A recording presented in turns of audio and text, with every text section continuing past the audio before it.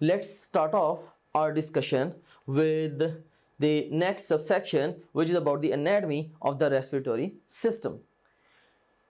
यहाँ पे मैं आपको कुछ जनरल बातें बताना चाहता हूँ कि जो anatomy है, anatomy and physiology and pathology, anatomy and physiology and pathology, ये तीनों चीज़ें आपस में interlinked हैं, right? So anatomy basically it deals with the structure of something.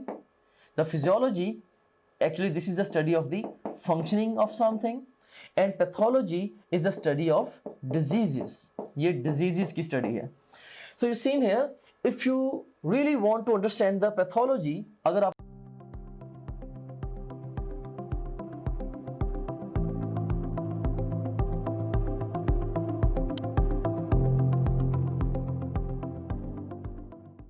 अपने से किसी भी सिस्टम की पैथोलॉजीज को या डिजीजेस को अंडरस्टैंड करना है तो आपको उससे पहले अंडरस्टैंड करनी पड़ेगी उस सिस्टम की फंक्शनिंग, दैट इज फिजियोलॉजी. और अगर आपने किसी भी सिस्टम की फिजियोलॉजी की अंडरस्टैंड करना है तो आपको उससे पहले उसके स्ट्रक्चर को आपको डिस्कस करना पड़ेगा, यानी कि उसकी एनाटॉमी आपको समझनी पड़ेगी. So you can see here that understanding the anatomy of the respiratory system, this is basically strong prerequisite for understanding the physiology and the pathology of the respiratory system. So let's start off our discussion with the anatomy of respiratory system. ठीक है, ये एक तो physiology और pathology को understand करने के लिए प्रीरेक्विजिट भी है. इसके साथ साथ जो एनाटॉमी ऑफ रेस्पिरेटरी सिस्टम है, इसमें से रियल एग्जाम में रिमार्केबली क्वेश्चंस भी अपीयर होते हैं. So let's start off with few questions. A option is alveolus, B option is air sac, C option is bronchiole and D option is cell. And पहली statement है हमारे पास, which of the following is structural unit of lungs.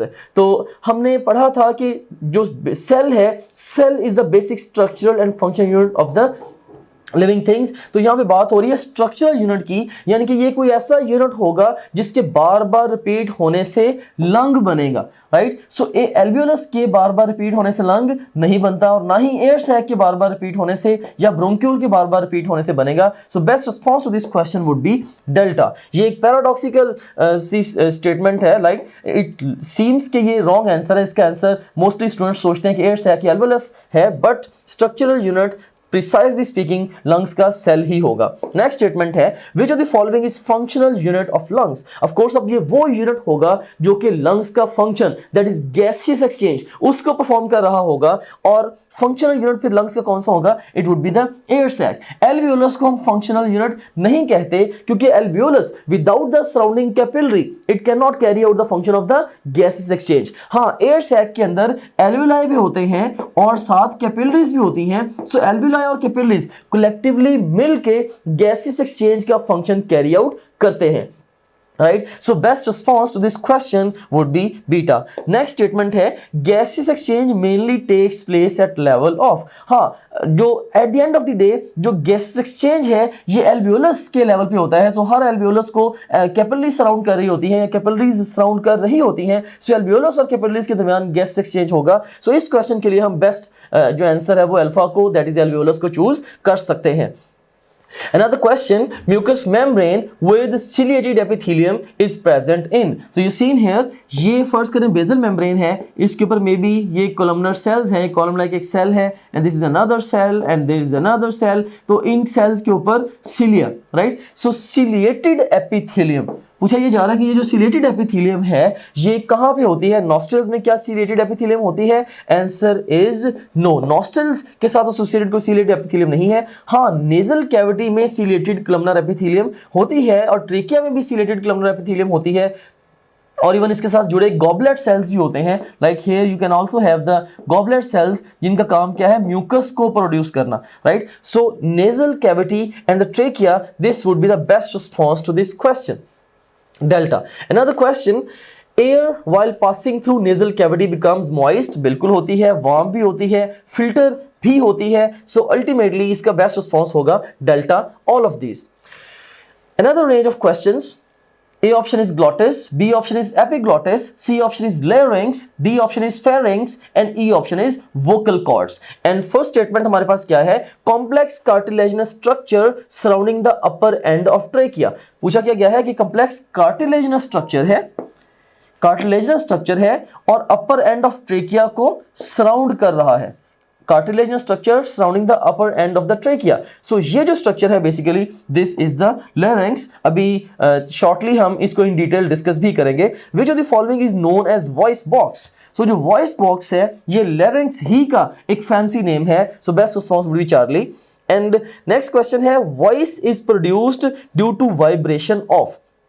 अब voice किस चीज की vibration से produce होती है? सो बेसिकली वॉइस प्रोड्यूस तो होती है इन द लैरिंक्स, राइट? लेकिन लैरिंक्स के अंदर कौन सी चीज है जो वाइब्रेट करे तो वॉइस प्रोड्यूस होती है? And the answer is vocal cords. So इसीलिए अगर आपसे ये पूछा जाए कि किस चीज की वाइब्रेशन से वॉइस प्रोड्यूस होगी तो बेस्ट रिस्पॉन्स इस क्वेश्चन का क्या होगा? That would be the vocal cords. And next statement है हमारे पास, which of the following is common passage for food and air? Food और एयर के लिए common passage, right? So glottis सिर्फ एयर के लिए पैसेज है, एपिग्लॉटिस भी कह लेंगे ये तो कवरिंग है जो कि ग्लॉटिस को कवर कर रही है. यस, जो लेरिंक्स है ये भी पैसेज है सिर्फ और सिर्फ एयर के लिए. फेरिंक्स एक ऐसा स्ट्रक्चर है जो कि कॉमन पैसेज है for food and air. So at the same time ये रेस्पिरेटरी सिस्टम और डाइजेस्टिव सिस्टम दोनों का पार्ट है. So best response to this question would be delta. Another range of questions with the same options. So which of the following is part of respiratory system as well as digestive system? तो हमने अभी discuss किया कि pharynx basically ये respiratory और digestive system दोनों का part है. And opening of trachea is known as, जो trachea की opening होती है इसको हम basically क्या कहते हैं?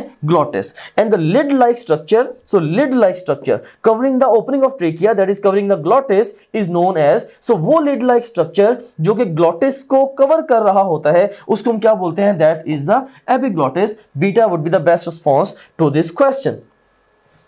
Another question, degree of closure of glottis is respectively determined by backward and upward movement of.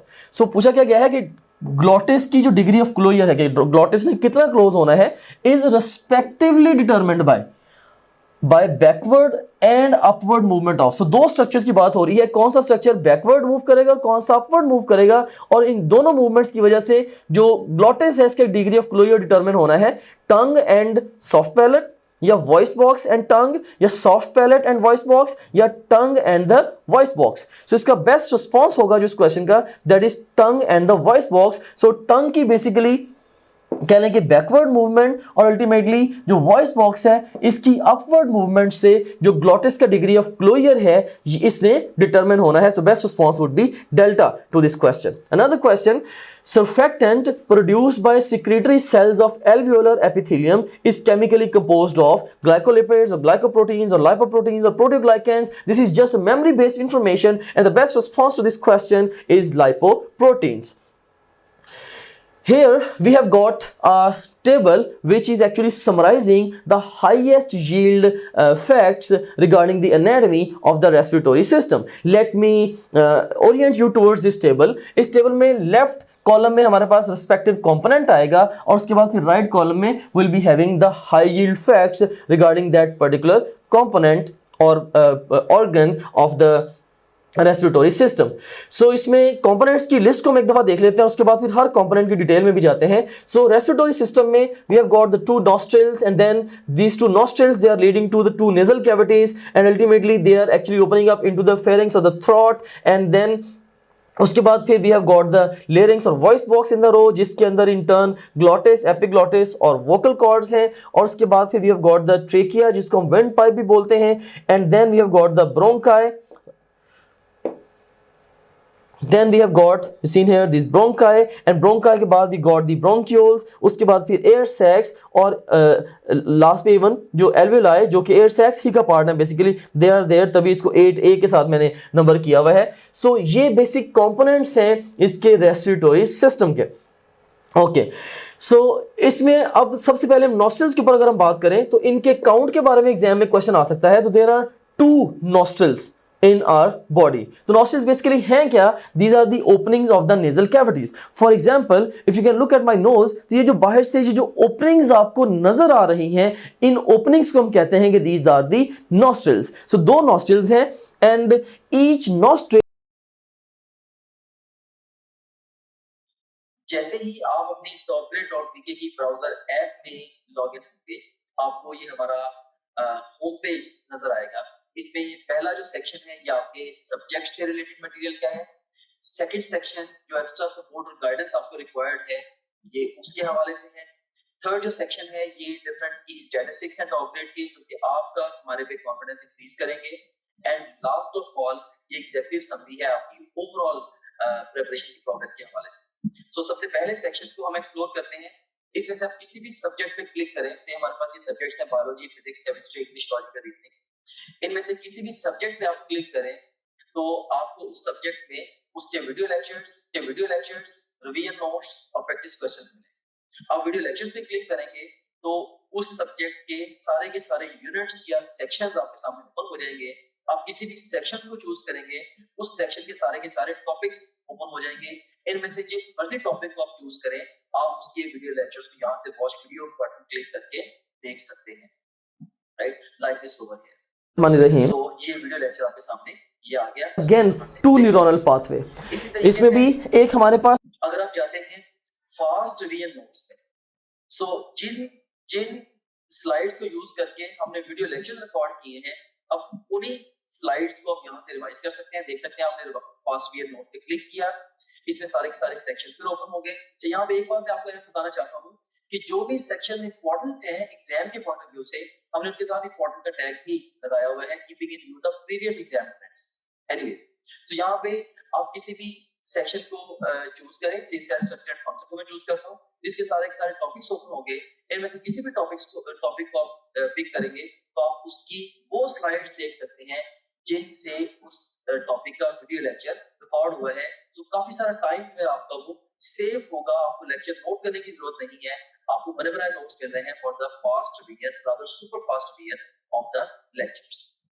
उसके बाद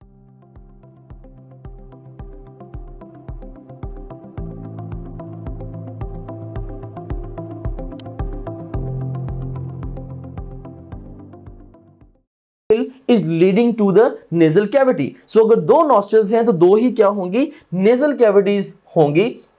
and हर nasal cavity जो है उसके अंदर in turn 3 पैसेज वेज होते हैं। सो अगर राइट साइड पे जो नेजल कैविटी है उसमें भी बोनी प्रोजेक्शन से 3 पैसेजेस बने होते हैं, और इवन जो लेफ्ट साइड पे नेजल कैविटी है इसमें भी लेटरल बोनी प्रोजेक्शन से 3 पैसेज वेज बने होते हैं। और इसके अंदर इंपॉर्टेंटली जो एपिथेलियम होती है दैट इज सिलिएटेड एपिथेलियम। जैसे कि हमने अभी क्वेश्चन में भी डिस्कस किया था कि इसके अंदर जो एपिथेलियम है वो से अगर ये बेसल मेम्ब्रेन है, we have got the column like cells, right. So ये और इन कॉलम लाइक सेल्स के साथ जुड़े कुछ गॉबलेट सेल्स। सो ये और इन कॉलमनर सेल्स के ऊपर क्या होंगे? सीलिया होंगे। सो ये जो एपिथेलियम इसको हम कहते हैं सिलेटेड कॉलमनर एपिथेलियम है विद गॉबलेट सेल्स, और ये क्लासिक एपिथेलियम है किसकी? रेस्पिरेटरी सिस्टम की।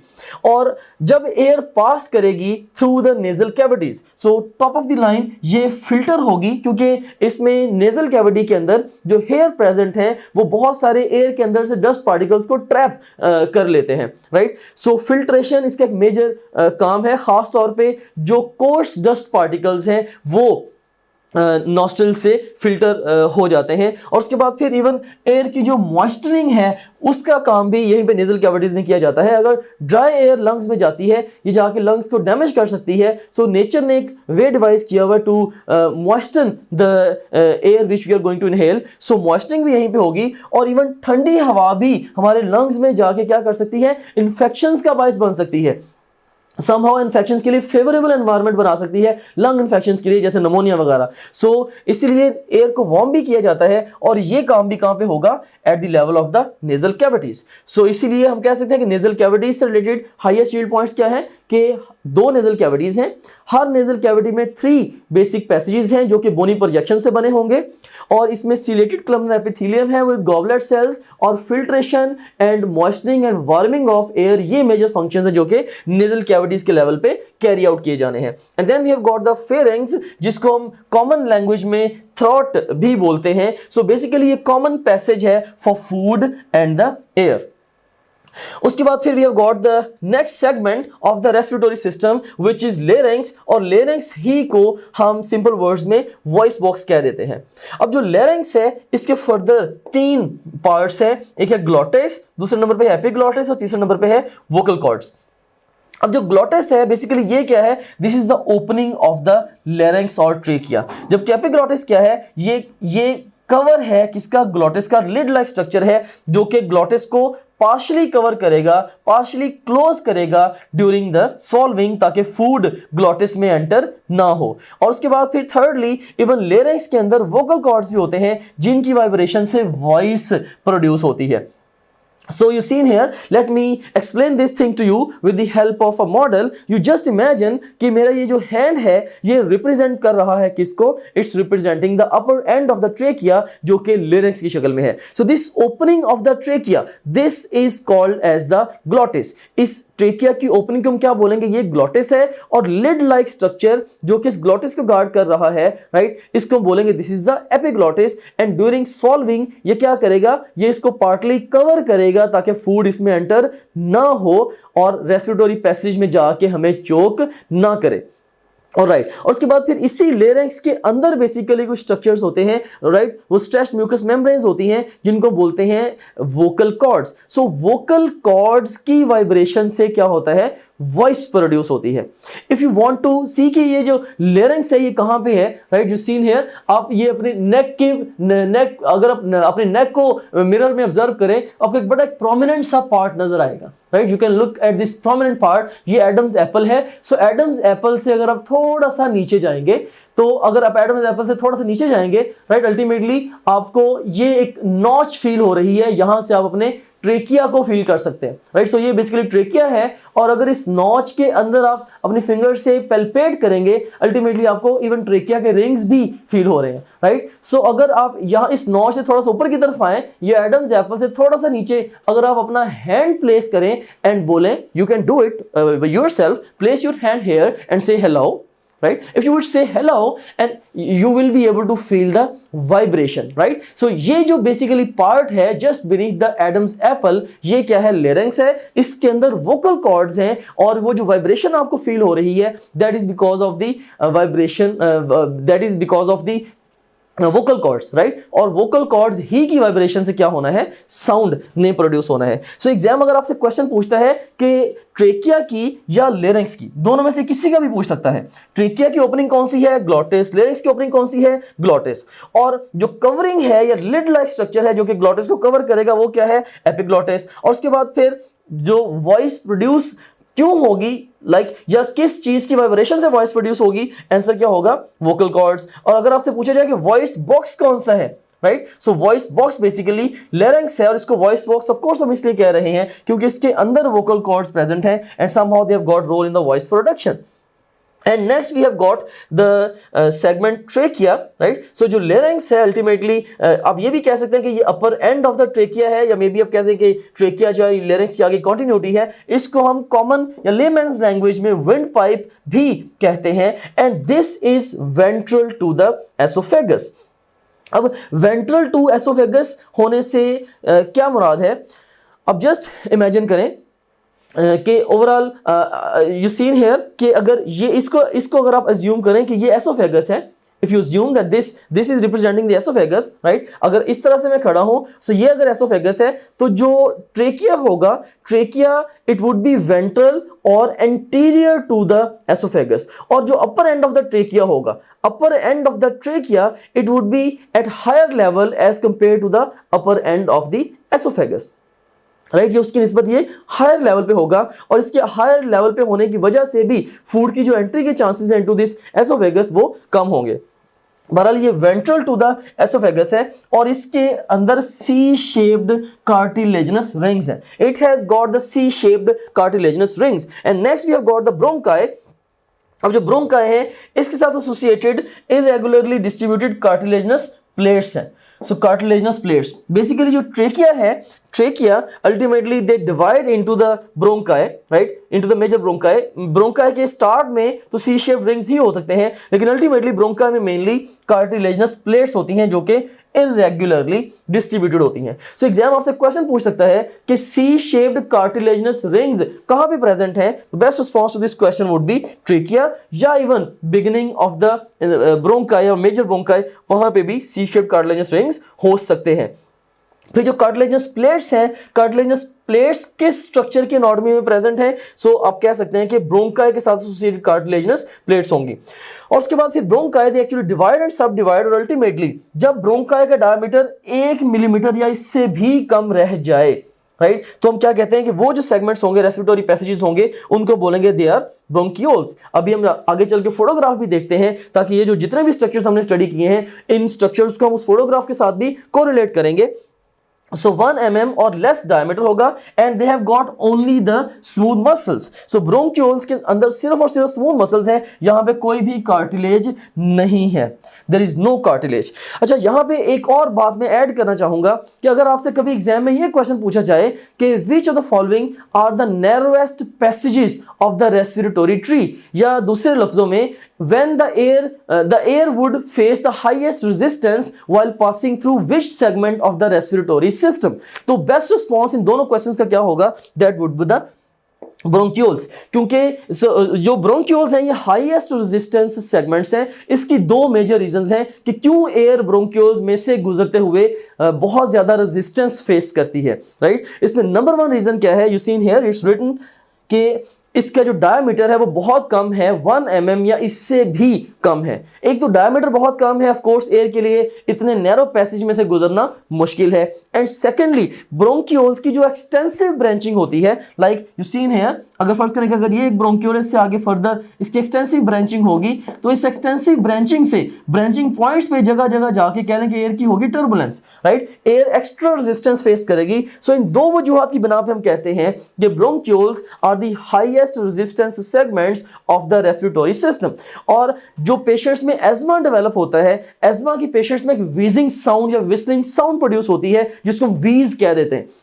तो बेसिकली वो साउंड भी कैसे प्रोड्यूस होती है? वो भी ब्रोंकियोल्स में से या नैरोड पैसेजेस में से जब एयर गुजरती है उस वक्त साउंड प्रोड्यूस होती है। अब जस्ट इमेजिन करें कि ये जो मेरे दोनों हैंड्स के दरमियान गैप है, ये रिप्रेजेंट कर रहा है किसको? ये रिप्रेजेंट कर रहा है मे बी ब्रोंकियोल के ल्यूमेन को, राइट। सो अगर एक नॉर्मल इंडिविजुअल में ब्रोंकियोल का ल्यूमेन 1 मिलीमीटर है मे बी, या इससे थोड़ा सा लेस है, तो एक एस्मेटिक इंडिविजुअल में ये और भी कम हो जाएगा। जब ये और भी कम हो जाएगा तो चूंकि एस्मा है, एस्मा में एलर्जी डेवलप हुई, यहाँ पे स्वेलिंग हो गई, सो ये जो ल्यूमेन है ये और भी कम हो गया। अब इस नैरोड पैसेज में से जब एयर गुजरेगी उससे विस्लिंग साउंड प्रोड्यूस होगी जिसको हम व्हीज कहते हैं। क्योंकि बाकी जो इससे पहले जो रेस्पिरेटरी पैसेजेस हैं रिलेटिवली वाइडर हैं, सो वहां से विस्लिंग साउंड प्रोड्यूस नहीं होता। विस्लिंग साउंड बेसिकली ब्रोंकियोल्स से जब एयर गुजरती है, खासतौर पे जब एक्सपायरेशन होती है, जब सांस हम बाहर निकालने लगते हैं, उस वक्त एयर मैक्सिमम रेजिस्टेंस फेस करती है while passing through the respiratory passages, तो व्हीज प्रोड्यूस होती है। सो बहरहाल जो हाईएस्ट रेजिस्टेंस सेगमेंट्स हैं रेस्पिरेटरी सिस्टम के, दे आर द ब्रोंकियोल्स। उसके बाद फिर we have got the air sacs. Now the air sacs are the functional units of lungs. Basically air sacs हैं क्या? एयर सैक्स ये एल्वुलाई एंड द कैपिलरीज, इन दोनों को मिला के जो स्ट्रक्चर्स बनते हैं वो बनते हैं एयर सैक्स, राइट। सो अब ये भी सोच सकते हैं कि जैसे ओवरऑल एक क्लस्टर होगा एल्वुलाई का, जैसे ग्रेप्स का क्लस्टर होता है वैसे क्लस्टर होगा एल्वुलाई का, और उसके सराउंडिंग में बहुत सारी कैपिलरीज होंगी, कलेक्टिवली इनके मिलने से क्या बनेंगे? एयर सैक्स बनेंगे। सो एयर सैक्स ही बेसिकली वो क्या जगह हैं या वो यूनिट्स हैं जहां पे लंग्स में गैसेस एक्सचेंज होना है। सो विदाउट एक्सेप्शन अगर आपसे पूछा जाए कि फंक्शनल यूनिट लंग्स का कौन से हैं, best response to this question would be air sacs and alveoli. Basically ये एयर सैक्स ही का पार्ट है। सो एयर सैक में दो हिस्से हैं, alveoli and the capillary. So air sacs ही का पार्ट है, तो यहां पे गैसेस एक्सचेंज होगी। इसके अलावा एल्वुलाई में कुछ सेल्स होते हैं जिनको हम टाइप 2 न्यूमोसाइट्स कहते हैं, वो क्या करते हैं? सर्फेक्टेंट प्रोड्यूस करते हैं। So let me explain it over here. Just imagine करें कि अगर हमारे पास अगर इमेजिन करें कि हमारे पास ये एक, let me draw it over here, rather I should use the eraser, let me get the space there, right? And now अब जस्ट इमेजिन करें कि हमारे पास ये है जी, मे बी ये एक एल्वियोलस है। एल्वियोलस जो है इसकी जो लाइनिंग है ये फ्लैट स्क्वेमस सेल से बनी हुई है, जो कि सॉर्ट ऑफ कह लेंगे टाइप 1 निमोसाइट्स हैं, और कहीं कहीं पे कॉर्नर्स में यहाँ पे टाइप 2 निमोसाइट्स भी हैं, सेल्स हैं, और ये बेसिकली क्या करते हैं, ये सरफेक्टेंट प्रोड्यूस करते हैं। और एल्वियोलस का ये ल्यूमेन है, और ये बेसिकली कैपिलरी है जो एल्वियोलस को से लाइन कर रही है, और इसके भी जो लाइनिंग है वो फ्लैट स्क्वेमस सेल से बनी है। सो अब देखें कि ऑक्सीजन ने मूव करना है from the lumen of the alveolus into the lumen of the capillary, और conversely कार्बन डाइऑक्साइड ने मूव करना है from the lumen of the capillary into the lumen of the alveolus। so यहाँ पे आप देख सकते हैं कि ये जो रेस्पिरेटरी मेम्ब्रेन है ये बेसिकली 2 सेल थिक है, ये 2 सेल थिक है। एनीवेज ये तो एक बात है एल्वियोलस से रिलेटेड, और कलेक्टिवली एल्वियोलाई एंड कैपिलरीज मिलके सेट्स बना रहे हैं। अब एल्वियोलस जो है बेसिकली, अब पता है कि दे आर मॉइस्ट, इनकी जो सर्फेसिस है वो मॉइस्ट होती हैं, और इनके अंदर एक नेचुरल टेंडेंसी होती है टू कोलैप्स, क्योंकि इनके इलास्टिक टिश्यू के प्रेजेंस की वजह से they tend to collapse, right. और somehow वैसे भी इनके ऊपर जो कि फ्लूइड है, और जो fluid tends to adopt the least surface to volume ratio, तो उसकी वजह से भी खास तौर पे दे टेंड टू कोलैप्स, इनका साइज रिड्यूस होता है। सो जब हमने सांस लेना होता है तो इनको एक्सपेंड करना थोड़ा सा हार्डर हो जाता है। सो जो सरफेक्टेंट प्रोड्यूसिंग सेल्स हैं टाइप 2 निमोसाइट्स, जब वो सरफेक्टेंट प्रोड्यूस करते हैं तो वो जो इसके ऊपर फ्लूइड है मॉइस्ट जैसे वाटर है उसकी सरफेस टेंशन को रिड्यूस करेगा। सो उसको रिड्यूस करने की वजह से क्या होगा, इजिली जो इंडिविजुअल है वो ब्रीथ कर सकेगा, और उसके अकॉर्डिंगली जो लंग्स हैं वो या एल्वियोलाई हैं वो इजिली एक्सपेंडेबल होंगे, राइट। सो अब ये भी कह सकते हैं कि सरफेक्टेंट प्रोडक्शन की वजह से वाटर की सरफेस टेंशन रिड्यूस होती है, जिसकी वजह से रिलेटिवली इजीली एल्वियोलाई को एंड दस लंग्स को इन्फ्लेट किया जा सकता है। जो सरफेक्टेंट ये प्रोड्यूस करते हैं एल्वियोलाई, वो केमिकली किस चीज से बने हैं, सरफेक्टेंट किस चीज से बना हुआ है, that is comprised of the lipoproteins, right? So remember this fact कि जो surfactant है which is being produced by the few cells of alveoli, वो chemically क्या है, the surfactant क्या है, that is the lipoproteins। okay, अब surfactant से रिलेटेड एक और फैक्ट भी मैं आपको बताता चलता हूं कि when a baby is born, right. So अगर नॉर्मली से जो टोटल प्रेगनेंसी का जो ड्यूरेशन है वो अगर 38 वीक्स है, मे बी अगर 32 वीक्स पे 34 वीक्स पे अगर बेबी पैदा हो जाता है, उस वक्त सरफेक्टेंट की इनफ क्वांटिटी प्रोड्यूस नहीं हुई होती, राइट, जिसकी वजह से बेबी अगर उस स्टेज पे पैदा हो जाए तो वो इजीली सांस नहीं ले पाता, उसमें रेस्पिरेटरी प्रॉब्लम्स आते हैं, और अगर उसकी अच्छी केयर ना की जाए और उसके ब्लड को ऑक्सीजनेट करने का कोई और वे ना डेवलप किया जाए, it may end up into the death of that particular baby, right. So इसमें समहाउ अब ये कह लें कि अगर प्रीमेच्योर बेबी हो जो कि वक्त से पहले पैदा हो जाए, तो हम उसकी मदर को, या उसकी चांसेस हो कि वक्त से पहले पैदा हो सकता है, उसकी मदर को 48 और 24 आवर्स पहले स्टेरॉइड्स के इंजेक्शन दे देते हैं, ताकि उससे अब ये कह लें कि समहाउ जो सरफेक्टेंट वाला प्रॉब्लम है वो बाय सम मैकेनिज्म वो रिजॉल्व हो जाता है, और उसके जो लंग्स हैं फिर वो इजीली इन्फ्लेट हो पाते हैं। When the baby comes to this world, when the baby cries, तो with the first cry lungs easily inflate होते हैं और बेबी रेस्पिरेटरी डिस्ट्रेस में नहीं जाता। अब इस फोटोग्राफ में हम देख सकते हैं कि बेसिकली जो हमारा रेस्पिरेटरी सिस्टम है इसमें दो तरह के जोन्स हैं, एक इसके अंदर कंडक्टिंग सिस्टम है या कंडक्टिंग जोन है, और दूसरा इसके अंदर एक्सचेंज सरफेस है या एक्सचेंज जोन है। सो अब कह लें कि ग्रॉसली हमने जितने भी सेगमेंट्स डिस्कस किए हैं रेस्पिरेटरी सिस्टम के या इसके एनाटॉमी के अंदर, हमने जितने भी पार्ट्स डिस्कस किए हैं उनको हम ग्रॉसली दो मेजर कैटेगरीज में डिवाइड करते हैं। एक कंडक्टिंग जोन जिसने सिर्फ एयर को पास करना है, और दूसरे नंबर पे एक्सचेंज जोन। अब जो कंडक्टिंग जोन है उसके अंदर क्या आता है, trachea, primary bronchi, smaller bronchi और इवन ब्रोंक्यूल्स का जो स्टार्ट है वो भी कंडक्टिंग जोन के अंदर ही आएगा। हाँ, जो एयर सैक्स है और alveoli they would be in the exchange zone, क्योंकि वहां पे अल्टीमेटली गैसेस एक्सचेंज हो रही होगी। अब इस फोटोग्राफ के अंदर बेसिकली ये बताया गया है कि एक लंग के अंदर कितने ट्रेकिया होंगे, क्योंकि हमें पता है कि जो लंग है डायरेक्टली उसमें ट्रेकिया एंटर ही नहीं होते, राइट। सो जो लंग में किसी भी लंग के साथ एसोसिएटेड ट्रेकिया डायरेक्टली एक भी नहीं होगा, सो एक लंग के लिए ट्रेकिया का काउंट 0 है। यहां पे बेसिकली एक लंग के लिए काउंट ये दिया गया है रेस्पेक्टिव सेगमेंट्स का, right. So primary bronchus bronchi का जो काउंट है एक लंग के लिए क्या होगा 1, और स्मॉलर ब्रोंकाई के बाद फिर 1 से 2 ब्रोंकाई बनेंगे। उसके बाद बाकी जो रिमेनिंग जो काउंट्स हैं वो आपके लिए इररिलेवेंट है, लेकिन खास तौर पे ये जो 2 काउंट्स हैं याद रखिएगा कि एक लंग में ट्रेकिया एक भी नहीं होगा, उसका काउंट 0 होगा, क्योंकि trachea it never enters directly into the lung, जबकि ट्रेकिया की आगे फर्दर डिवीजन होती है। जैसे आप देखेंगे ये ट्रेकिया है, तो ये ट्रेकिया डिवाइड किया है into the 2 primary bronchi. The right हमारा जो मोस्ट इम्पोर्टेंट फीचर है या टीचिंग टूल है that is our question bank. So अगर हम प्रैक्टिस क्वेश्चंस पे जाते हैं तो इसमें हम देखें कि आप डिफरेंट तरीके से टेस्ट दे सकते हैं।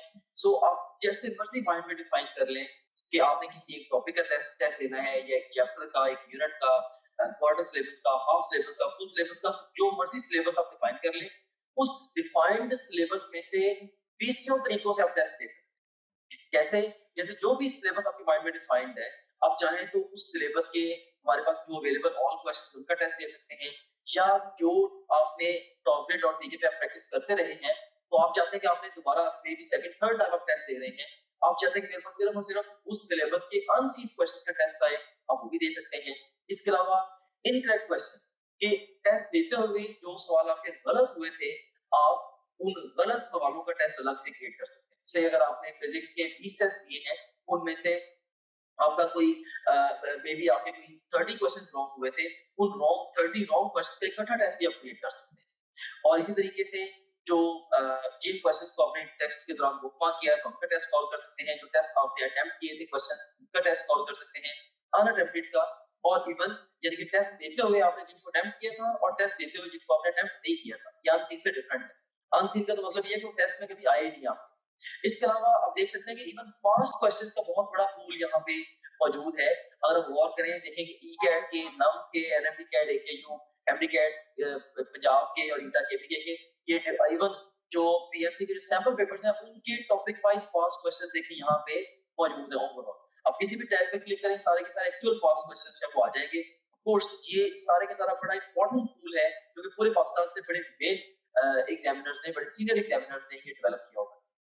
एनीवेज, इसमें से किसी भी आप टॉपिक चूज करें। से मैं यहाँ पे सारे टैग्स को चूज कर लेता हूँ, तो हमारे पास ये सारे के सारे टॉपिक्स आ गए। इनमें से किसी एक टॉपिक को मैं चूज करूँ, या एक सेक्शन को, या मैं मल्टीपल सेक्शन को चूज करूँ, तो मैं उसका टेस्ट दे सकता हूँ। से मैंने 2 सेक्शन चूज किए, इसमें से मैं कार्बोहाइड्रेट्स और प्रोटीन्स, इनका टेस्ट देना चाहता हूँ, या ओवरऑल मैं सारे सेक्शन का टेस्ट देना चाहता हूँ, वो मैं दे सकता हूँ। या मैं डिफाइन करूंगा मे बी जी मैंने 50 एमसीक्यूज का टेस्ट देना है, तो ये 50 एमसीक्यूज का टेस्ट आपके सामने ये क्रिएट हो गया। सो ये आपके सामने आ गई है जी टेस्ट की स्क्रीन, जिसमें आप देख सकते हैं कि ये ईटा केमिकल का पास्ट क्वेश्चन है, ये स्टेटमेंट है, ये ऑप्शंस हैं। इसमें ओवरऑल ये देखिए कि इसमें अगर आपने क्लिक किया तो आपका ये करेक्ट आंसर भी सामने आ गया। अगर आप इसकी एक्सप्लेनेशन देखनी है तो वो भी आप देख सकते हैं। इसके अलावा ये क्वेश्चन वेरीफाइड है बाय आवर टीम, इसको अगर आप चाहें बुकमार्क कर सकते हैं। इस क्वेश्चन से रिलेटेड डिफरेंट स्टैट्स यहाँ पे आ रहे हैं वगैरह वगैरह। यहाँ से आप नेक्स्ट क्वेश्चन पे जा सकते हैं, जरूरत पड़े तो आप यहाँ से प्रीवियस क्वेश्चन पे जा सकते हैं, और फिर अल्टीमेटली जब आप चाहें आप टेस्ट को फिनिश करके इवन रिजल्ट को भी व्यू कर सकते हैं। ऑलराइट, सो इस तरह से ये टेस्ट आपने इसको रिजल्ट को व्यू कर लिया। एनीवेज, इसके बाद अब हम चलते हैं दोबारा अपने होम पेज की तरफ। सो आप किसी भी जितने भी आपका सब्जेक्ट्स हैं, बायोलॉजी, फिजिक्स, केमिस्ट्री, इंग्लिश और लॉजिकल रीजनिंग, इन सब सब्जेक्ट्स के आप वीडियो लेक्चर्स, वीडियो नोट्स और अनलिमिटेड एमसीक्यू प्रैक्टिस यहाँ से कर सकते हैं। जितने भी आप प्रीवियस टेस्ट जो भी टेस्ट आपने दिए होंगे, अगर आप प्रीवियस टेस्ट पे क्लिक करेंगे वो सारे टेस्ट आपके यहाँ पे आ रहे होंगे। इसके अलावा जो आपकी जो ओवरऑल प्रोग्रेस है उसकी जो डिटेल है वो सारी की सारी यहाँ पे आ रही है। डिफरेंट सब्जेक्ट में आप कैसे जा रहे हैं, डिफरेंट सब्जेक्ट्स में, डिफरेंट चैप्टर्स में और डिफरेंट टॉपिक्स में आप कैसे जा रहे हैं, वो सारी की सारी डिटेल यहाँ पे आ रही है। इसके अलावा फुल लेंथ पेपर्स हैं जो कि जस्ट लाइक रियल एग्जाम है। यहाँ से किसी भी फुल लेंथ पेपर को किसी भी टाइम पे लॉन्च कर सकते हैं, अपनी तरीके शुरू में या इवन मिड सेशन में जाके नियर द एग्जाम आप इन एफएलपीस को जब चाहे आप अटेम्प्ट कर सकते हैं। उसके बाद फिर सपोर्ट मटेरियल है, इसमें इनको वीडियो रिव्यूज हैं, डिफरेंट स्टूडेंट्स हैं जिन्होंने टॉप ग्रेड से पढ़ा, वो आपको गाइड कर रहे हैं हमारे सिस्टम के हवाले से भी, ओवरऑल तैयारी के हवाले से भी आप उन बच्चों से गाइडेंस ले सकते हैं। इसके अलावा हमारे ये टेस्टिमोनियल्स हैं जो पूरे पाकिस्तान में हजारों स्टूडेंट्स हमसे पढ़ रहे हैं, वो हमारे बारे में क्या कहते हैं उसकी डिटेल यहाँ पे आप देख सकते हैं। इसके अलावा सिलेबस यहाँ पे गिवन है, अगर आप कंटेंट देखना चाह रहे हैं हमारे कोर्स का, वो सारे के सारे यहाँ पे ओवरऑल जो विजिबल है। And in addition to that study schedules बड़ा एक अहम फीचर है, अहम मॉड्यूल है। इसमें 90 डेज, 60 डेज, 30 डेज और इवन 50 डेज का एनएमटी कैट का स्केड्यूल मौजूद है। आप अपनी नीड के अकॉर्डिंगली जिस मर्जी स्केड्यूल को फॉलो कर सकते हैं डिपेंडिंग अपॉन कि आप टाइम फ्रेम में किस जगह पे खड़े हैं। अगर आप एग्जाम आपका 1 महीने के बाद एग्जाम है, ऑफ कोर्स आप 30 डेज वाला प्लान फॉलो करेंगे। अगर आपके एग्जाम में 2 हफ्ते रहते हैं तो आप 15 दिन वाला प्लान फॉलो करेंगे एंड सो ऑन। सो इसमें हमने आपको ये बताया है स्केड्यूल्स के अंदर ये गाइड किया है कि आपने गिवन टाइम को बेस्ट यूटिलाइज कैसे करना है। फिर इसके अलावा डाउनलोड्स का सेगमेंट है, जो भी डिफरेंट इंपॉर्टेंट कंटेंट है आपसे रिलेटेड वो सारे के सारे आपको डाउनलोड्स में मिल जाता है। और इसके अलावा गाइडेंस वीडियोस काफी सारी इसके अंदर पड़ी हुई हैं जो कि मैंने खुद रिकॉर्ड करके इसके अंदर डाली है। इसमें बहुत सारे हवालों से जनरल गाइडेंस आप इन वीडियो से ले सकते हैं। सो ये था हमारे पास ये हमारे पास गाइडेंस वीडियोस का ये सेगमेंट था। Okay, so this was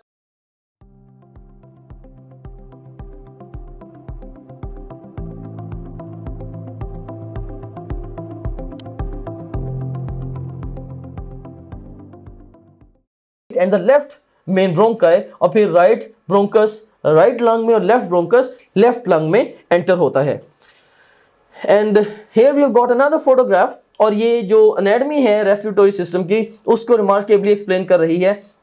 you seen here, इसमें सबसे पहले क्या है, we have got this nostril. So ये left side of the patient को जैसे दिखाया जा रहा है इसके फेस की, तो ये हमारे पास ये नॉस्ट्रल है and nostril is leading into the it's leading into the nasal cavity. So here we have got the nasal cavity और आप देख सकते हैं कि bony projections की वजह से nasal cavity है, इसको 3 passages में डिवाइड किया गया है। And after nostrils we have got the nasal cavity and after nasal cavity we have got this pharynx. So ये वाला जो सेगमेंट है जो कि रेस्पिरेटरी और डाइजेस्टिव सिस्टम दोनों का पार्ट है जिसको हम थ्रोट भी बोलते हैं, ये क्या है, ये pharynx है, राइट। और उसके बाद फिर फेरेंक्स के बाद यू सीन हियर कि हमारे पास यहाँ पे जो है ये ओवरऑल कह रहे हैं कि ये ग्लोटिस है, राइट। और ये जो पूरा का पूरा स्ट्रक्चर है ये लेरिंक्स है जिसको हम वॉइस बॉक्स भी कहते हैं और इसके ऊपर यहाँ पे क्या होगा, ये एपिग्लोटिस भी होगा। और उसके बाद फिर here we have got the trachea जिसमें आपको सी शेप कार्टिलेजिनस रिंग्स भी नजर आ रहे हैं। और आप देख सकते हैं कि जो ट्रेकिया है ये ओवरऑल 2 कह लें कि मेन ब्रोंकाई या प्राइमरी ब्रोंकाई में डिवाइड हो रहा है, right and the left main bronchi जो कि लंग्स में एंटर हो रहे हैं, वहां जाके वो डिवाइड और सब डिवाइड करेंगे, ultimately they would and up into the air सैक्स।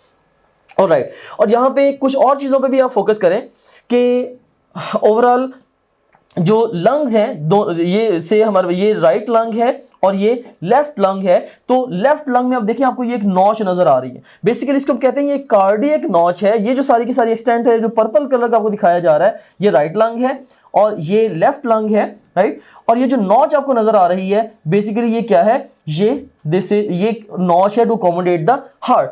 सो अब ये भी कह सकते हैं कि जो हार्ट है वो राइट और लेफ्ट लंग के दरमियान प्रेजेंट है और चूंकि उसकी जो एपेक्स है, उसकी जो टिप है वो लेफ्ट साइड की तरफ है, सो यहाँ पे उसके अकॉर्डिंगली जो लेफ्ट लंग है उसके ऊपर कार्डियक नॉच बनी हुई होती है। अब यहाँ पे एक और चीज के ऊपर भी गौर करें कि जो लंग्स हैं they are being surrounded by the pleura. So pleura की जो बाय द प्लूरा और प्लूरा की आप देख सकते हैं कि इसकी 2 इसकी लेयर्स हैं, एक इसकी विसरल लेयर है जो कि लंग के ऊपर अटैच्ड है और दूसरी जो लंग से रिमोटली प्रेजेंट है जो कि वो पैराइटल लेयर है। So you have got this visceral layer and you got this parietal layer. और विसरल और पैराइटल लेयर के दरमियान में जो कैविटी है इसको हम क्या बोलते हैं, this is the pleural cavity, right. और उस प्लूरल कैविटी के अंदर जो फ्लूइड होगा उसको हम क्या बोलेंगे, उसको हम बोलेंगे that is the pleural fluid.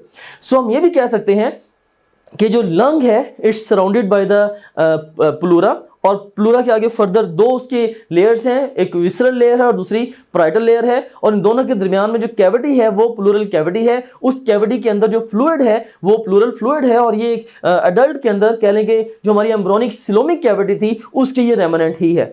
इसी तरह से जो हार्ट है, हार्ट के बाहर पेरिकार्डियम होती है, उसी तरह से हार्ट की भी विसरल और पार्इटल लेयर होती है पेरिकार्डियम की, और उसमें भी पेरिकार्डियल कैविटी होती है जिसके अंदर पेरिकार्डियल फ्लूइड होता है। सो जब हार्ट बीट करता है between these two lungs, so if the heart is there and it's continuously beating here, तो ऑफ कोर्स ये जो लेयर्स प्रेजेंट हैं, जो पेरिकार्डियम प्रेजेंट है विद द फ्लूइड हार्ट के बाहर, और उसके बाद फिर लंग्स को जो सराउंड कर रही है ओवरऑल प्लूरल कैविटी जिसके अंदर प्लूरल फ्लूइड है। तो जब ये दोनों स्ट्रक्चर्स हार्ट और लंग्स एक दूसरे के पास अगर ये मूव भी कर रहे हैं तो फ्रिक्शन की वजह से ये दोनों स्ट्रक्चर्स डैमेज नहीं होंगे। सो ये नेचर का एक मैकेनिज्म है to prevent the both heart and the lungs from the mechanical damage. और इसके अलावा एक और चीज पे भी गौर करें कि यहाँ पे चूंकि ये लॉन्गिट्यूडनल सेक्शन आपको दिखाया गया है, so here you can see the rib, ये एक रिब है, अनदर रिब। सो ये सारी की सारी जो येलोइश से कलर की आपको नजर आ रही हैं, ये सारी की सारी कटी हुई रिब्स हैं, और इन रिब्स के दरमियान में ये जो रेडिश सा सेगमेंट आपको नजर आ रहा है, basically these are the intercostal muscles, right. So ये आप कह लें कि जो चेस्ट वॉल है बेसिकली उसके स्ट्रक्चर के अंदर ये रिब्स और इंटरकॉस्टल मसल्स भी प्रेजेंट होते हैं, और इंटरकॉस्टल मसल्स की कॉन्ट्रैक्शन रिलैक्सेशन की वजह से रिब्स मूव भी करती हैं। और उसके बाद फिर आप एक और चीज पे गौर करें, वो ये है कि जो लंग्स के जो बेसल साइड है और वहां पे एक कह लें कि एक शीथ प्रेजेंट है जिसको हम कहते हैं मस्कुलो टेंडनस शीथ है, जो कि मसल और tendon, skeletal muscle and tendon most specifically, तो मसल और टेंडन से मिलकर बनी है, हम कहते हैं मस्कुलो टेंडनस शीथ है, that is the diaphragm, right. So diaphragm और ये रिब एंड इंटरकॉस्टल मसल्स, इनके इंटरप्ले से बेसिकली जो ब्रीदिंग का जो प्रोसेस है उसको कैरी आउट किया जाता है। उसको हम इन डिटेल जाके देखेंगे जब हम मैकेनिज्म ऑफ ब्रीदिंग डिस्कस करेंगे, right. So this is about the anatomy of the respiratory system. और इसमें आप ये भी देख सकते हैं कि जो डायाफ्राम है बेसिकली ये शीथ चेस्ट कैविटी को एब्डोमिनल कैविटी से सेपरेट भी कर रही है। हाँ, डायाफ्राम के अंदर कुछ ना कुछ होल्स होंगे या कुछ ना कुछ पैसेजेस होंगे जिसके जरिए से डिफरेंट स्ट्रक्चर्स जो हैं वो एब्डोमिनल कैविटी से चेस्ट कैविटी में और चेस्ट कैविटी से एब्डोमिनल कैविटी में जा सकते हैं, right. So this is all about the anatomy of the respiratory system. Now look at this photograph. इसमें आप देख सकते हैं कि ये टर्मिनल ब्रोंकियोल है और यहाँ पे हमारे पास कुछ क्लस्टर्स हैं एल्वियोलाई के, जैसे ये एक क्लस्टर आपको नजर आ रहा है, there is another cluster visible here, और ये जो क्लस्टर है it's surrounded by the capillaries, this is another cluster of the alveoli which is surrounded by the capillaries. So ये क्या है, these are the air sacs. अगर हम इसके छोटे से सेगमेंट को एनलार्ज करके यहाँ पे देखें तो आप देख सकते हैं कि you can look at this कि हमारे पास ये एक एल्वियोलस है which is being surrounded by the pulmonary capillary. Alright, so environment से जो एयर है इनहेलेशन के नतीजे में ऑफ कोर्स इसके अंदर आएगी और वो एयर रिच है इन ऑक्सीजन, और इसी तरह से जो कह लें कि जो डीऑक्सीडेटेड ब्लड है पूरी बॉडी से वो पुल्मोनरी कह लें कि कैपिलरीज के अंदर अल्टीमेटली आएगा, और वहां से जो कार्बन डाइऑक्साइड है जो पुल्मोनरी कैपिलरी है वहां से कार्बन डाइऑक्साइड डिफ्यूज होकर आ सकती है into the lumen of the alveolus, जबकि जो ऑक्सीजन है एल्वियोलस के ल्यूमेन से डिफ्यूज होकर जा सकती है into the lumen of the capillary, और इस तरह से जो ब्लड की ऑक्सीजनेशन कैरी आउट की जा रही है। फिर यहाँ से अल्टीमेटली ये जो ऑक्सीजनेटेड ब्लड है it would go to the left atrium, वहां से लेफ्ट वेंट्रिकल में, और वहां से फिर पूरी बॉडी में इसको डिस्ट्रीब्यूट कर दिया जाएगा, जबकि राइट एट्रियम से अल्टीमेटली जो ब्लड है वो राइट वेंट्रिकल में जाता है, और राइट वेंट्रिकल से उसके बाद फिर वो पल्मोनरी आर्टरीज के जरिए आता है ultimately into this pulmonary capillaries, right. So इसमें आप एक चीज गौर करें कि जो रेस्पिरेटरी मेम्ब्रेन है यू कैन सी हियर, ये 2 सेल थिक है, कि एक सेल की थिकनेस है किसकी, एल्वियोलस की, और दूसरी सेल की थिकनेस है किसकी, कैपिलरी मेम्ब्रेन की। सो अगर आपसे एग्जाम का भी क्वेश्चन पूछता है कि रेस्पिरेटरी मेम्ब्रेन ये कितने सेल थिक है ह्यूमन बीइंग्स के अंदर, तो ये 2 सेल थिक है, राइट। और इसका मतलब ये होगा कि जब ऑक्सीजन का एक मॉलिक्यूल वो एल्वियोलस के ल्यूमेन से कैपिलरी के ल्यूमेन में आएगा, राइट, या वाइस वर्सा, कार्बन डाइऑक्साइड का मॉलिक्यूल वो कैपिलरी के ल्यूमेन से एल्वियोलस के ल्यूमेन में जाएगा, तो वो कितने सेल्स को क्रॉस करेगा, 2 सेल्स को क्रॉस करेगा। और कितनी सेल मेम्ब्रेन्स को क्रॉस करेगा, 4 सेल मेम्ब्रेन्स को क्रॉस करेगा, क्योंकि हर सेल की 2 मेम्ब्रेन्स को क्रॉस करना पड़ेगा उसको, राइट। सो 4 सेल मेम्ब्रेन्स को क्रॉस करेगा। और कितनी लिपिड बायलेयर्स को क्रॉस करेगा, एक सेल मेम्ब्रेन में एक लिपिड बायलेयर होती है तो 4 ही लिपिड बायलेयर्स को क्रॉस करेगा। और कितनी लिपिड लेयर्स को क्रॉस करेगा, क्योंकि एक सेल मेम्ब्रेन में एक लिपिड बायलेयर यानी कि 2 लिपिड लेयर्स होती हैं, सो टोटल 8 लिपिड लेयर्स को क्रॉस करेगा, राइट। सो इसको हमने सेल मेम्ब्रेन के सब सेक्शन में भी डिटेल से डिस्कस किया था, लेकिन यहां पे उसी फैक्ट को मैंने दोबारा आपको रिपीट करवा दिया। ओके, सो अब ये एक फोटोग्राफ है जो कि आपको जो डिफरेंट हमारे बॉडी के सिस्टम्स हैं लाइक उनमें उनकी जो आपस में वर्किंग हार्मनी है उसको एक्सप्लेन करेगी। Like you can seen here कि यहाँ पे हमारे पास ये एल्वियोलस है जो कि रेस्पिरेटरी सिस्टम को रिप्रेजेंट कर रहा है, right. So it's representing the respiratory system, right. उसके बाद फिर हमारे पास ये वाला जो सेगमेंट है सारे के सारा, this is basically representing the cardiovascular system. और उसके बाद फिर ये वाला जो येलोइश है ये आपको ओवरऑल सिस्टमिक या जनरल बॉडी सेल्स आपको मिल रहे हैं। So here you have got the general body sales. So you can seen here कि अब किस तरह से ओवरऑल कह लें कि जो रेस्पिरेटरी सिस्टम और cardiovascular system they are working in harmony, हम इसको डिस्कस करने लगे हैं। सो एनवायरनमेंट से कह लें कि इनहेलेशन के नतीजे में जो एयर है वो चली जाएगी into the lumen of the alveolus, जिसके अंदर क्या है ऑक्सीजन। ऑक्सीजन जाएगी into the lumen of the pulmonary capillary, और पल्मोनरी कैपिलरी से अल्टीमेटली कह लें कि जो ऑक्सीजन है वो ब्लड के लॉन्ग या पल्मोनरी वेन्स के लॉन्ग फाइनली चली जाएगी इनटू द लेफ्ट एट्रियम, और लेफ्ट एट्रियम से उसने चले जाना है इनटू द लेफ्ट वेंट्रिकल। सो ये जो डॉटेड लाइंस हैं basically left side of the heart को रिप्रेजेंट कर रही हैं। फिर लेफ्ट वेंट्रिकल से एओर्टा के जरिए, उसके बाद फिर लार्जर और स्मॉलर आर्टरीज के जरिए अल्टीमेटली जो ऑक्सीजन है वो जाएगी इनटू द सिस्टेमिक कैपिलरीज, और सिस्टेमिक कैपिलरीज से oxygen will make its way into the cells, it will make its way into the general body cells, जहां पे ऑक्सीजन कंज्यूम होगी इन डिफरेंट प्रोसेसेस। खास तौर पे जैसे इसका एक मेजर यूज है as a final electron acceptor in the electron transport chain. और बहरहाल सेल्स में या जनरल बॉडी सेल्स में मेटाबॉलिक एक्टिविटीज के नतीजे में, to be more specific, as a result of formation of acetyl CoA and during the Krebs cycle carbon dioxide produce होगी। तो जो कार्बन डाइऑक्साइड प्रोड्यूस होगी, carbon dioxide will make its way into the systemic capillaries, और systemic capillaries के along ultimately फिर different smaller veins और larger veins, ultimately superior और inferior vena cava के जरिए जो कार्बन डाइऑक्साइड है, कार्बन डाइऑक्साइड सुपीरियर और इंफीरियर वेना केवा के जरिए ये आ जाएगी इनटू द राइट एट्रियम, और राइट एट्रियम से it will make its way to the right ventricle, और राइट वेंट्रिकल से फिर अराइज होगा पल्मोनरी ट्रंक, जिससे राइट और लेफ्ट पल्मोनरी आर्टरीज बनेंगी अल्टीमेटली, और पल्मोनरी आर्टरीज ग्रेजुअली क्या करेंगी, वो अपना ब्लड ड्रेन करेंगे इनटू द पल्मोनरी कैपिलरीज, और पल्मोनरी कैपिलरीज के लेवल पे जाके क्या होगा कि जो कार्बन डाइऑक्साइड है it will diffuse out of the pulmonary capillaries and will make its way into the lumen of the alveolus, जहां से कार्बन डाइऑक्साइड को एक्सहेलेशन के जरिए वापस एनवायरनमेंट में भेज दिया जाएगा। सो इनहेलेशन के नतीजे में ऑक्सीजन लंग्स में गई, वहां से अल्टीमेटली उसको हमारे कह लें कि सिस्टेमिक सर्कुलेशन के जरिए या ओवरऑल कार्डियोवैस्कुलर सिस्टम के जरिए जनरल बॉडी सेल्स तक डिलीवर किया गया। बॉडी सेल से कार्बन डाइऑक्साइड को पिक करके अल्टीमेटली सर्कुलेटरी सिस्टम के जरिए वापस लाया गया लंग्स तक, और वहां से कार्बन डाइऑक्साइड को लंग्स में ल्यूमेन एल्वियोलस के ल्यूमेन तक लाया गया, जहां से एक्सहेलेशन के जरिए वापस उसको भेज दिया गया into the environment. So I hope कि अब आप अच्छा अंडरस्टैंड कर गए हैं जो वर्किंग हार्मनी है रेस्पिरेटरी सिस्टम और कार्डियोवैस्कुलर सिस्टम के। सो ये फोटोग्राफ अब लार्ज आपको करके दोबारा दिखाई गई है। तो यू कैन सीन हियर कि किस तरह से ये हमारे पास एल्वियोलस है और किस तरह से हमारे पास ये इसको सराउंड कर रही है पल्मोनरी कैपिलरी, एंड किस तरह से ऑक्सीजन जो है वो एल्वियोलस के ल्यूमेन से पल्मोनरी कैपिलरी के ल्यूमेन तक जाती है डिफ्यूजन के जरिए, और किस तरह से जो कार्बन डाइऑक्साइड है ये पल्मोनरी कैपिलरी से एल्वियोलस के ल्यूमेन तक आती है।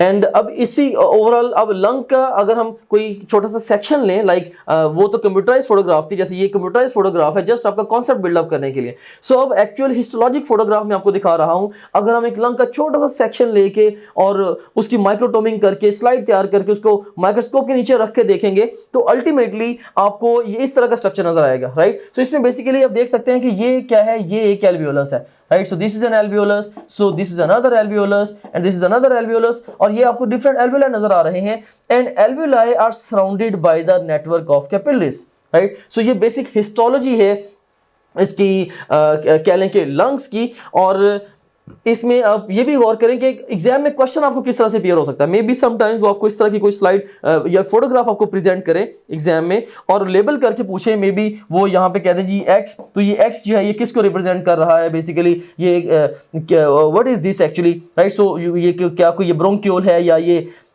एयर सैक है या ये एल्वियोलस है एंड सो ऑन, राइट। सो इस तरह से ये जो वाई है, मे बी ये वाई क्या चीज़ है, सो यू कैन सी हियर ये जो स्पेस आपको वाइट स्पेस नजर आ रही है ये एल्वियोलस है, और इसके सराउंडिंग जो आपको पिंकिश कलर के स्ट्रक्चर सारे नजर आ रहे हैं ये सारी की सारी क्या है, ये कैपिलरीज है। ये पूरे के पूरे ये जो स्लाइड है ये एयर सैक को रिप्रेजेंट कर रही है, जिसमें बहुत सारे एल्वियोलाई हैं या क्लस्टर ऑफ एल्वियोलाई है which is being surrounded by the pulmonary capillaries.